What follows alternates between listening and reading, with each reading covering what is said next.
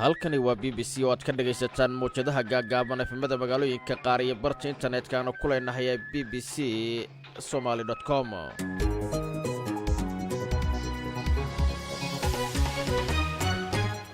waa subax talaada taariikhduna ay ku beegan tahay 17 bisha May 2022. qodobada barnaamijka aad ku maqli doontaan waxaa ka mid ah xisbiyada mucaaradka iyo xukuumadda Soomaaliland oo isafgarad ka gaaray khilaaf maalmihii u dambeeyay ka dhex taagnaa. Mareykanka oo mar kale Soomaaliya u diray 100 askari. haddaba tilaabadani maxay uga dhigan tahay amniga Soomaaliya? runtii wax weyn ay ku soo kordhin kartaa sababta markii hore waa go'aan aad loo soo dhaweynayo waa mid farinteedana leh oo lagu soo aadiyey waqti madaxweyne cusub la doortay oo waa run farin loo turjumi karo inay dowladda Mareykanka garab taagan yihiin madaxweyne cusub. madaxweynaha Turkiga oo si adag uga soo horjeesaday codsiga Finland iyo Sweden ee NATO ay ku biiraan, iyo waliba hay'adda UNICEF oo ka digaysa tirada carruurta ay nafaqadarrada ku habsatay oo sare u sii kacaysa caalamka. soo saaraha barnaamijka waa Cabdiqaadir Yuusuf, anigu Axmed Badar ayaa idinla socodsiin doona.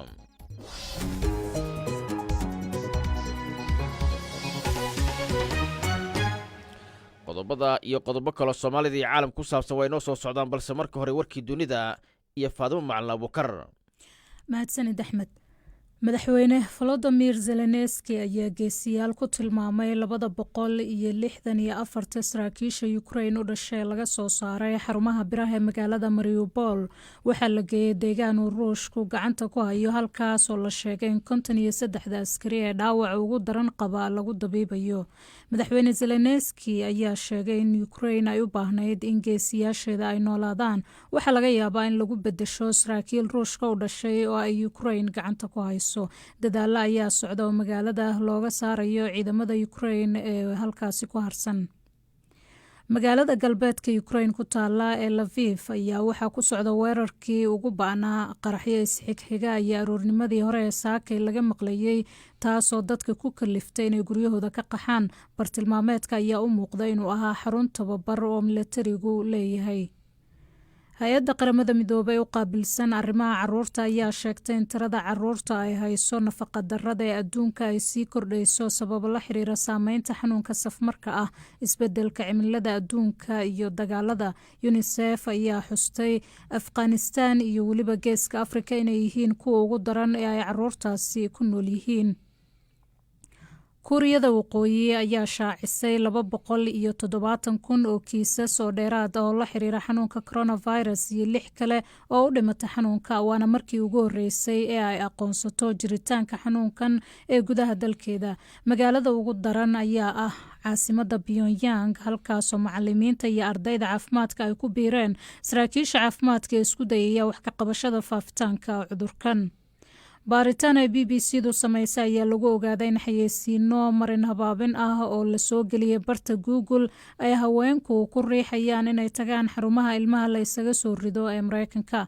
dhanka kale, dadka sameeya adeegyadaasi ayaa sheegay in xayeysiinadooda iyo weliba boorarkooda uu diiday Google-ka oo dadku aysan u suuragelayn inay bartaasi ka dhex raadiyaan macluumaad la xiriira. ugu dambeynna, dowladda Britain ayaa daah furaysa app dadka ka caawinaya inay u gacan galaan basaasiinta shisheeye ee baraha internetka isticmaala. saraakiisha sirdoonka ayaa sheegay in ka badan 10,000 oo isku daya ah in xogta dadka lagu xado ay sanadkii hore ka dhaceen gudaha Britain.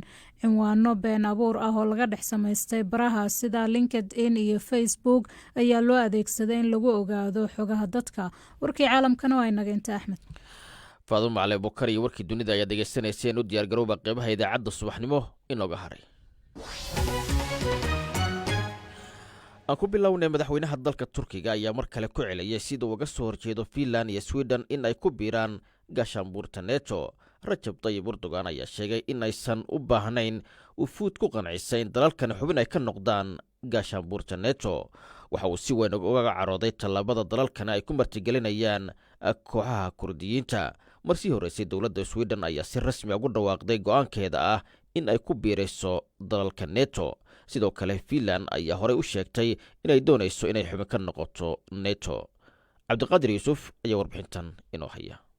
Erdogan waxa uu sheegay in Turkiga uu ka soo horjeedo hindisaha Finland iyo Sweden ee ku biirista NATO, waxaana ku tilmaamay Sweden inay tahay gabaadka ururada argagixisada ah. Pazartesi günü Türkiye'ye geleceklermiş. Bizi ikna etmeye mi gelecekler? Kusura bakmasınlar. maalinta Isniinta ayay imanayaan Turkiga wafuud ka kala socotay Sweden iyo Finland. ma waxay noo imanayaan iyaga oo nagu qancinaya.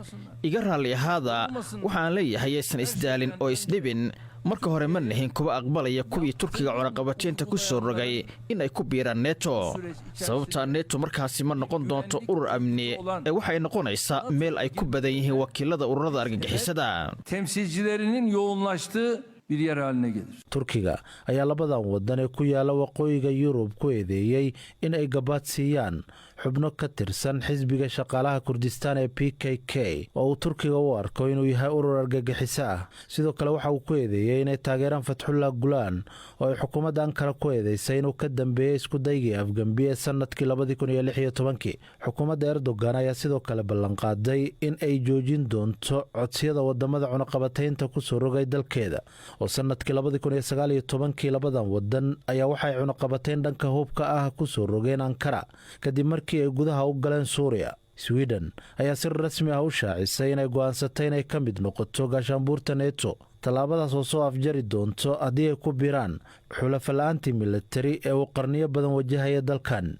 ra-iisul wasaaraha Sweden Magdalena Andersson ayaa sheegtay in Yurub ay ku nooshahay xaalad cusub oo khatar ah. ku biirista xulafada ee Sweden ay tahay tallaabada ugu wanaagsan ee dhanka ammaanka ee u qaaday.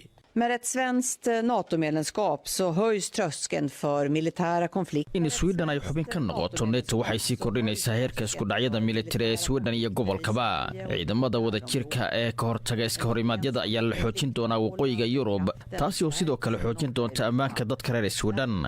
Finland ayaa sidoo kale sheegtay in ay soo codsanayso xubinnimada NATO. Sweden oo kaliya inay ka baxsanaato NATO oo aysan qayb ka ahayn waxay taasi sababi kartaa in Sweden ay noqoto dal marka waxa u wanaagsan ammaanka Sweden iyo Finland in ay ku wada biiraan NATO.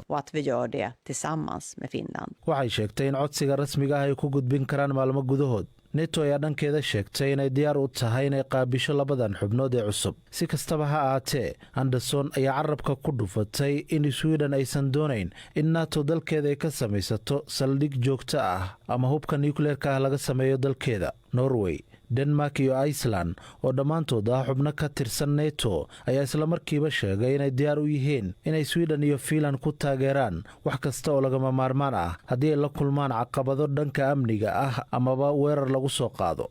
madaxweynaha Ruushka Vladimir Putin ayaa sheegay in tallaabada ay Finland iyo Sweden ugu biirayaan 30 xubnood ee isbahaysiga militari aysan si toos ah khatar ugu hayn Moscow. laakiin waxa uu carabka ku adkeeyay in ballaarinta kaabayaasha militari ay sare u sii qaadi doonto jawaabta Kremlinka. si ay Finland iyo Sweden ugu biiraan NATO waxay u baahan yihiin in dhammaan 30 xubnood ee ka tirsan gaashaanbuurta ay u codeeyaan. hase yeeshee haatan Turkiga ayaa maya oranaya, waxaana sidaasi hakad ku galaya hamigii labadan dal ayaa wafuud u diray Ankara si ay isugu dayaan inay xalliyaan dhibaatada, balse madaxweyne Erdogan ayaa waxa uu sheegay inaysan isa soo dhibin. waxa uuna u muuqdaa mid ay ka go'an tahay inuu isticmaalo codkiisa qaaliga ah oo uu kaga aargoosto Sweden iyo Finland. axadii, xogayaha arrimaha dibadda ee Mareykanka Antony Blinken ayaa sheegay inuu ku kalsoon yahay in Finland iyo Sweden ay labadaba ku biiri doonaan gaashaanbuurta, inkastoo Turkiga uu diidan yahay. cabdiqaadir yuusuf waa mahadsan yahay. wararka Soomaalida haddii ay mikanaan eegno, xisbiyada mucaaradka iyo xukuumadda jamhuuriyadda iskada ugu dhawaaqday madax bannaanida ee Somaliland ayaa waxay isafgarad ka gaareen khilaaf maalmihii u dambeeyey ka dhex ognaa.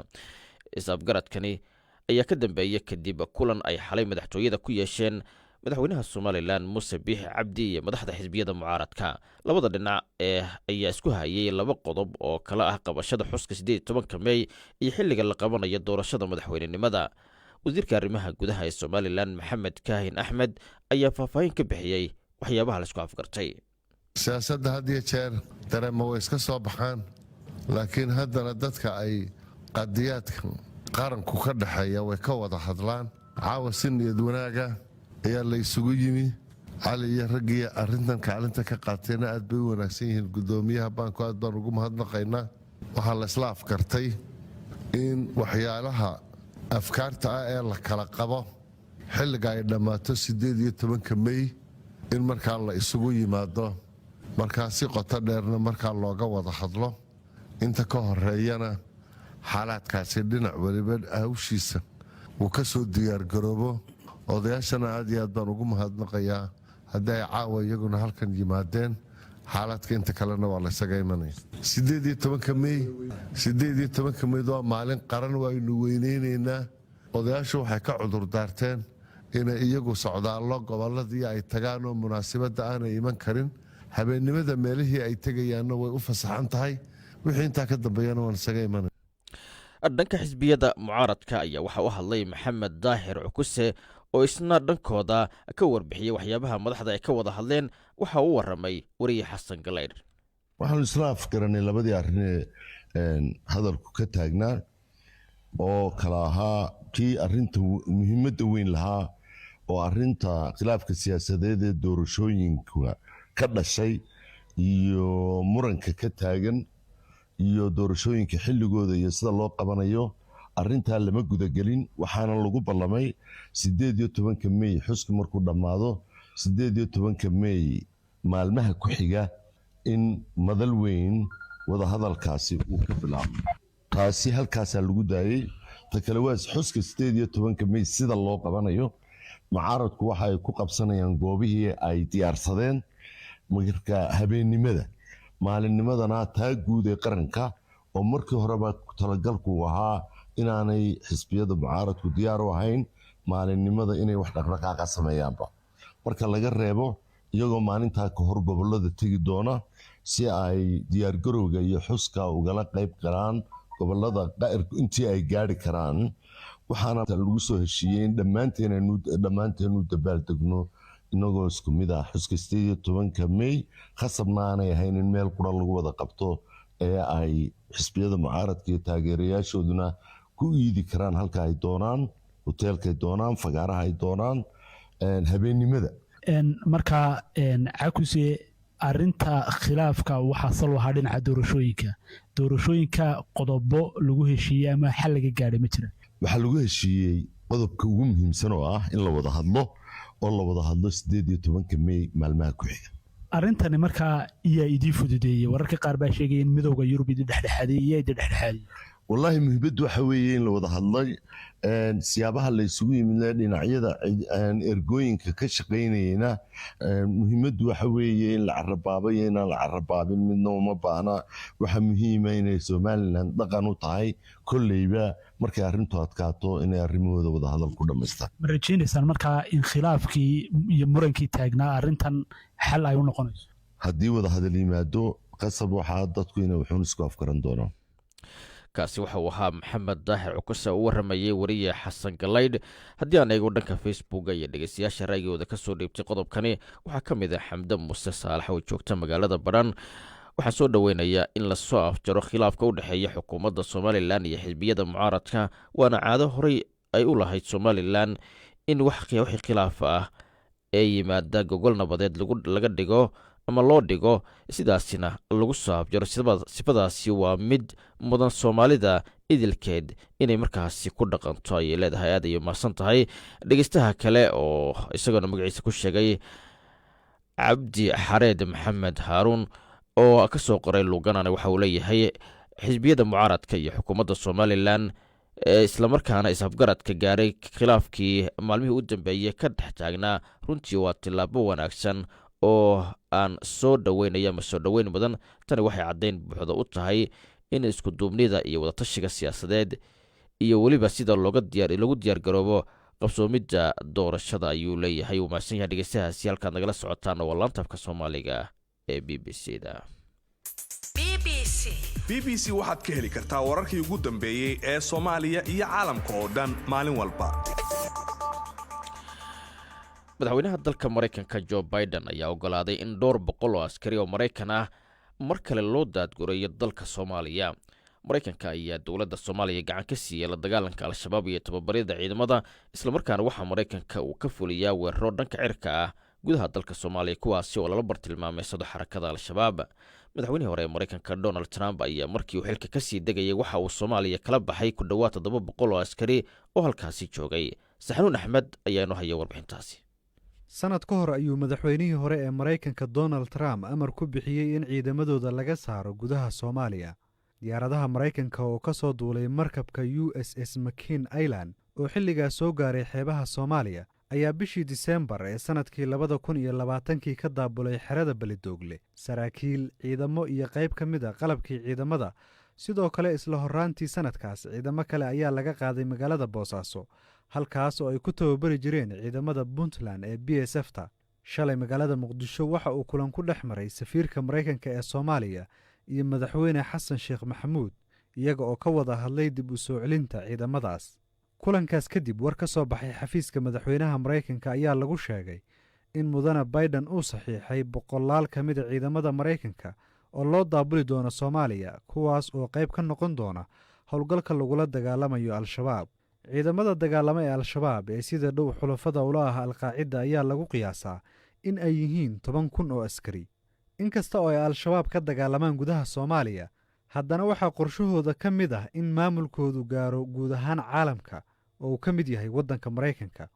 2 sano ka hor al-shabaab waxay weerareen saldhig ay ciidamada Maraykanku ku leeyihiin Kenya halkaas oo ay ku dileen ciidamo Maraykan ah. sidoo kalena waxay gubeen diyaarado iyo qalab military. lama oga tirada dhabta ah ee madaxweyne Biden amray in la geeyo Soomaaliya laakiin waxaa la sheegay inay samayn doonaan howlgallo khaas ah oo ka dhici doona gudaha Soomaaliya. sidoo kale waxaa la sheegay in madaxweyne Biden uu saxiixay qorshe lagu beegsanayo dhowr iyo 10 ka mid ah hogaamiyaasha al-shabaab. saxnuun axmed waa mahadsan yahay. haddaba ciidamadaasi iyo Soomaaliya waxa ay ku soo kordhin karaan waxaan ka wareysanay taliyihii hore ciidamada danab ee Soomaaliya oo ay tababari jireen ciidamada Maraykanka Axmed Cabdullaahi Sheekh oo Axmed Danab ku magac dheer waxa uu waramay isla saxnuun axmed. runtii wax weyn ay kusoo kordhin kartaa sababta markii hore waa go'aan aada loo soo dhaweynayo waa mid farinteedana leh oo lagu soo aadiyey waqti madaxweyne cusub la doortay oo waa run farin loo turjumi karo inay dowladda Maraykanka garab taagan yihiin madaxweyne cusub dowladda iyo dalka Soomaaliyeed iyo hoggaankeeda sidaan filayo. marka waana arrin soo dhaweyn mudan wax weyn oo u dhigan tahay runtii waayo howl weyn iyo shaqo weyn bayna la hayeen oo ay naga caawinayo naga taageerayaan dhanka la dagaalanka argagixisada iyo sidoo kale tayeenta iyo ciidamada ah oo kumaan. waxaad ka warantaa ciidamada Maraykanka ah Soomaaliya marka ay ka sameynayaan howlgallada sidee bay u howlgalaan ma keligooda sameeya howlgallada ma waxay kaashadaan kuwa Soomaalida ah bal noo faahfaahi. markii hore waa inay fahantid go'aanka macnaheeda ma ahan in keliya inay imaadaan iyaga oo howlgallo sameynayaan ma ahan. waxa weeye dee go-aankii hore laga noqdo oo ahayd madaxweynihii hore Maraykanka Donald Trump uu go-aankii uu ka saaray ciidamada dhammaan guud ahaan dalka meelihii ay joogeen. marka soo celidaas ciidanka oo go-aanka uu gaaray madaxweynaha hadda joogo Joe Biden waxa weeye horta wada shaqeynta iyo tababarka uu dib u soo celinaya weeye ma ahan inay ka howlgalaan Soomaalida ciidamadeenan waxa weeye keliyihiin waana ku kalsoonahay laakiin waxa weeye howlo kale oo caawinaan iyo taageer iyo tababar marka markastana inay dalka gudihiisa wax weyn ku tari karaan hadday kaa maqan yihiin waxa weeye waa dad kaa maqan gacanta caawinaan gaari lahayd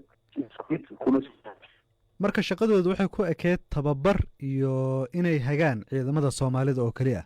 hadda kole de shaqada ay qaban doonaan ma la sheegin almuhiim waxa ah in ay soo noqonayaan marka taas taageero ku filan keliya soo noqoshadaas waxay la imaanaysaa de waqti ugu habboon oo madaxweynaha cusub maxamuud wuxuu bilaabayaa shaqadiisa maalinta kooxda xafiiska isagoo og inay garab taagan tahay dowladda Maraykanka caawinaadaas bixinaysa. inta aan laga bixin gudaha Soomaaliya ciidamada Maraykanku muddo ayay joogeen waxa ayna wadeen tababaradaas iyo caawintaas ciidamada Soomaalida ah ay ka caawinayaan howlgallada ay kula dagaalamayaan al-shabaab. marka muddo dhowr iyo 10 sano ah oo al-shabaab lagula dagaalamayo gudaha Soomaaliya ciidamadaasna ay joogeen maxay ku soo kordhiyeen ammaanka dalka. shaqada waa wax socod oo macluumaad heer baa la gaarsiinayay ciidamadan hadda ujeedadeedu waa aragtayaan hore 12 April sanad guuradii ciidanka xoogga dalka oo loo dabaldegay 12 April hadda bishii soo dhaaftay waxay ummadda soomaaliya la arkeen ciidanka lahaayeen laakiin hadda xoogaa yar waxaa moodaa geli lahaayeen ay shaqo qaban lahayeen inay xooga hooseysay dee dibudhac nagu imaaday oo markii maraykanka ah oo naga taageeri jiray waxyaalo badan dalka ka tageen waxaa tusaale ku soo qaadi kara hadda dacdadii u dambeysay oo ka dhacday albaraf oo shabaabka kooxda nabadiidka ay soo weerareen ciidamada atmis burundiga ah meeshaasna xasuuq gaarsiiyeen ciidamada oo walaalaha ah oo inaga noo soo gurmaday dacdadaasna waxay kutusinaysaa dib u dhac ku yimi amniga iyo sugidda amniga oo al-shabaab ay soo qaateen baabuurtooda waaweynka taasna waxaa keentay cabsi aysan ka qabin in wax oo dhaqdhaqaaqa la socda aysan jirin dad xaaladii maraykanka erig ku ridi jireen gaabsi ay ka dareemeen marka dee hadda waxay muujinaysaa in kawarqabkii iyo la socodkii iyo dhaqdhaqaaqka kooxaha nabadiidka ah in uu aad u kici doono marka waa arrin aada wanaagsan oo soo dhaweyn mudan ciidamada soomaaliya ee furimaha jooga ee dagaalka kula jira al-shabaab maxaa iska bedeli doona marka ay ciidamadan yimaadaan gudaha soomaaliya wax weyn bay ka dhigan tahay sababta ah tababarkaas waxa weye dee cilmi dheeraada la imaanayaan anaga hadda waxaa weye waxaan umalinayaa ciidamada kala duwan oo caawinaadaas heli jiray waxaa kamid ah ciidanka danab gaarka commandoska xooga dalka soomaaliyed waxaa kamid ah ciidanka t s f puntlandka howlgala marka ciidamadaas waxa weeye waxay tusiyeen inay ka maarmi karaan shaqadoodana sii wadan karaan laakiin de haddii oo aad joogtid heerka sare isla gaarsiin karo oo wax ay soo dhaweynayaan dabcanna waxa weeye way ku faraxsan yihiin go-aankana gaaray waad mahadsantahay axmedow waraysigaagana idaacadda subaxii waa u isticmaali karnaa soo maaha ee b b c da waa hagaagkaasi waxa uu ahaa axmed cabdulaahi sheekh axmed danab oo u waramayey wariye saxnuun axmed hay-adda qaramada midoobe u qaabilsan caruurta ee unisef ayaa ka digtay in dhaqaale burburka uu keenay cudurka covid-19 jahawareerka cimilada iyo iska horimaadyada hubaysan oo ay ku jirto dagaalka dalka ukrain ay horseedayaan inay sii korodho tirada carruurta nafaqadarrada ay ku habsatay guud ahaan caalamka hay-adda ayaa farta ku fiiqday in qalqal ku yimid gaarsiinta cunooyinka meelaha kala duwan abaaro iyo weliba hoosdhac ku yimid qamadadii laga soo dhoofin jiray ukrain ay xaaladda sii murjisay unisef ayaa sheegtay in xitaa qiimaha cuntooyinka nafaqada leh ay sare u kici doonaan boqolkiiba 6 bilood ee soo socota waxay addu sidoo kale sheegtay in qaar ka mida dalalkaasi oo soomaaliya ay ka mid yihiin nafaqadarradu ay sare usii kacayso wariyaha b b c da ee afrika catherine buryhanga ayaa warbixinta nooga diyaarisay waxaa soo jeedinaysa faadimo macalin abukar caruurta soomaaliya oo wajahaya abaartii ugu darnayd muddo 40 sannadood kadib afghanistan iyo wadamada kale ee koonfurta eshiya ee iyagana ay saameynta xoogan ku yeelatay sira u kaca ku yimid qiimaha quutul daruuriga ayaa u baahan in laga badbaadiyo nafaqadarrada sare usii kacaysa ay wajahayaan in ka badan 1 milyan oo caruur ah oo ku sugan afghanistan ayaa wajahaya nafaqadarro ba-an tiradaas oo ah 2 jibaar marka loo barbardhigo sanadkii 2018 marka laga hadlayo tirada caruurta nafaqadarrada ay saameysay ee geeska afrika waxa ay gaaraysaa ilaa 2 milyan balse hay-adda qaramada midoobey u qaabilsan caruurta ayaa sheegaysa in loo baahan yahay in musiibadan wax laga qabto lana helo caawimaad caalami ah sida ugu wanaagsan ee loo daaweeyo caruurta gaajada la daalaadhacaya waxa ay tahay in la siiyo cunooyin ay ku badan yihiin waxyaabaha kordhiya tamarta jirka iyo nafaqooyin uu ku jiro looska hase yeeshee hay-adda ayaa haatan ka walaacsan qiimaha cunooyinkaasi oo aad u sareeya unisef waxa ay sheegtay in qiimaha cunooyinkan ay sare u kaceen taasoo saameyn karta in ka badan 5 milyan caruur ah oo markaasi si aad ah ugu baahan faadumo way mahadsan tahay iminkan haddii aan eegno maraykanka ciyaaraha toddobaadka soomaalida ayaa qurbaha magaalooyin fara badan lagu qabtaa sanad waliba kuwaasi oo dhallinyarada lagu madadaaliyo loona maro wadooyin ay isku bartaan haddaba waxaa maanasooto xilligan ka socda qorituurka ciyaarahaasi oo sanad walba gobolkaasi ay isugu yimaadaan ciyaaryahano markaasi ka kala yimid gobollo kala duwan oo maraykanka iyo kanada ah siyaad siciid saalax ayaa markaasi goobjoog ka ah waxa aan ku suganahay goob qorituur loogu samaynayo ciyaaraha toddobaadka soomaalida ee sanadka 2022 Minnesota ka dhici doona. waxaa ila taagan cabdirasaaq cali boos madaxa ururka waalid oo qabanqaabada ciyaarahan iska leh. cabdirasaaq cali boos waxaad iga warantaa qaabka uu diyaargarowgu sanadkan idinku socdo. si aad baad u mahadsantahay walaal. diyaargarowgu si fiican buu noogu socdaa. koobka waxaa la yiraahdaa Somali American Soccer Week Tournament sanad walba bisha 6 ayaa la qabtaa dhamaadkeeda waana hal week adduunka 10 beri buu socdaa. waxaana loogu talagalay dhalinyarada in lagu wacyigeliyo. sanadkan wuxuu bilaabanayaa June 24keeda wuxuuna dhamaanayaa July 4teeda. waa gartay. caawa waxaa loo golo fadhiyaa qorituurkii. marka imisa naadi ama imisa gobol oo kala duwan ayaa ka soo qayb galaya sanadkan. walaal kooxaha loo qabanaya waxa weeye 24 kooxood 10 kooxood waxa weeye gobolka Soomaalida ku badantay ee Minnesota oo aan joogno koob ka dhacay ay ka imanayaan 14 kooxoodna waxay ka kala imanayaan gobolada kala duwan ee dalka Mareykanka. marka waa 24 tiim baa loo qabanaya. sanadkii hore waxaa tiimam kala yimaadeen dalka dibadiisa. sanadkan waa Mareykanka oo quramaya. sanadkii hore waxaa noo timid kooxda Iftin Toronto laakiin sanadkan nooma imanayaan sababtoo ah koobkii Toronto ayaa markuu kani dhamaado isla wiigaasba haddana la bilaabaya. marka laba kaan intay yimaadaan kana ma iman karaan. aad bay u mahadsan sanadkii hore nagala soo qayb galaan. ciyaarahan maxaa laga faa'iidaa ayaa la isweydiin karaa. ciyaarahan ugu horreyn waxaa laga faa'iidaa isdhexgalka dhalinyarada. marka iskuullada iyo kollejyada la xilliga samarka la gaaro waxa weeye caruurihii inaanay xilliga kulaylaha caruuruhu waxaan diidnaa inay ku soo dhacaan bannaanka oo ay markiiba dembiyo iyo wax galaan. marka si ay saaxiibo wanaagsan u helaan iyo in programs looga dhigo ayaan u qabanaa dartood. maxaa laga faa'iiday marka intii sano oo aad qabanayseen waxa quruxda badan oo aad ka dhex aragteen oo sanad walba idinku xambaaraya inaad dib u qabataan maxay tahay.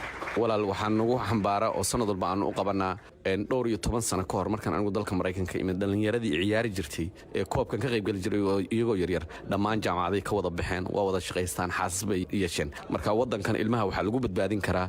ilmuhu wuxuu ku xumaadaa markuu waqti ka fara badan helo una lacagna haysan dembi buu geli karaa ama waxbuu dhacaya waqti ka fara badanna gacantu ku haya. marka si aawadeed waxaa lagu mashquuliyaa kubaddan inay caafimaad ka helaan inay dembiyada kaga badbaadaan inay saaxiibo wanaagsan ku samaystaan. waana wax la tijaabiyo qofku hadduu banooni soo ciyaaro jir caafimaad qaba iyo maskax caafimaad qaba ayuu ka helaa. dhalinyarada Mareykanka waxaa looga cawdaa inay aad u isticmaalaan muqaadaraadka khaasatan kiniiniyaasha. marka qaybo wacyigelin oo ku saabsan balwadaha ma leeyihiin ciyaarahan mise kubadda un baa la ciyaarsiiyaa. walaale waxaanu keennaa dad role model ama lagu dayan karo oo waaniya baanu u keennaa. waxaanu kaloo samaynaa sanad walba aanu samaynaa in entertainment baa loogu daraa oo kale inaanay caruurtana waa loo sheegaa dhibaatada kaleeto waxaa nagala qayb qaata maxaan ku rahdaa dadka caafimaadka iyo wax walba ka shaqeeya si ay halkaa fariimahooda ugu gudbiyaan. marka mana arag tirada mid iyo labo ayaa waxaa laga yaabaa intii banooni aan arkayay caruur ciyaaraysay inuu ama dembi galay ama uu darooga isticmaalay. ugu dambeyntii ciyaarahan waxaad u qabataan wiilasha mustaqbalka dhow meedii ku jirtaa inaad gabdhaha ku dartaan. gabdhaha waxaa jira gabar khayr allah si leeyahay coach Fartuun oo qabata koobab kale ma tagin laakiin waan ku tala jirnaa haddii aanu awoodeeda helno in koob gabdhahaana la qabto koob wiilasha ana la qabto waa ku tala jirnaa insha Allah. cabdirasaaq dhaqaale fara badan ayaa ku baxa garoomada iyo martigelinta ciyaartooydan yaa bixiya ama idinka caawiya. dhaqaalaha waxaa naga caawiya qaar jeebka iyaanu ka bixinaa qaarna waxaa naga caawiya ganacsatada Soomaaliyeed. waa wax la isu keeno oo aan ku bixino garoonka lacagtiisa dhalinyarada ka imaanaysa gobolada kale maqaayad cunto lagaga bixiyo rifriyada ama siirwalayaasha lacagta lagu bixiyo meel walba lagu kireeyo. marka waa wax Soomaalidu leedahay kaliya. maxaan ku raraa meelo kale in future-ka waa isku dayi doonaa inaan programmo lagu kala dawladda ka qaadano laakiin hadda weli cid kale wax nama siiso. siyaad siciid saalaxaad ayuu mahadsan yahay. ciyaarahaasi ayaana ugu dambeeyey barnaamijka subaxnimo oo soo saaray cabdiqaadir yuusuf anigu axmed badar aad la socodsiinaya tan iyo 2 duhurnimo sidaa iyo nabadgelyo.